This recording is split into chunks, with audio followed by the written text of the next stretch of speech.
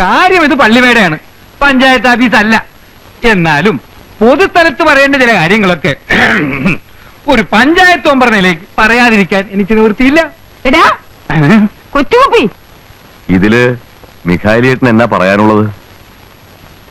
അച്ഛോ, ഞങ്ങള് കൂനാമൂച്ചി. അച്ഛോ ഞാൻ പറയാം, ഇത് ഞാൻ പറഞ്ഞാൽ ശരിയാവത്തില്ല.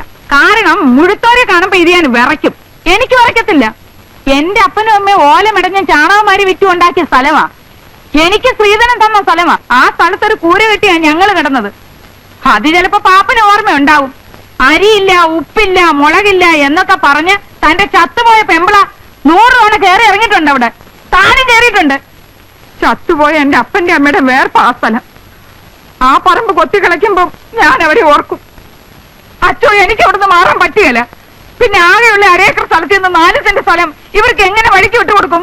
ഇയാളെ മാറി പോകാൻ. അച്ഛോ, എന്തെങ്കിലും കടുകൈ ഞാൻ ചെയ്തെന്നിരിക്കും. അപ്പൊ പിന്നെ പള്ളിയിൽ നിന്നൊരു ചോദ്യം ഉണ്ടായിരുന്നു. അത് തന്നെയാ ഞാനും പറയുന്നത്.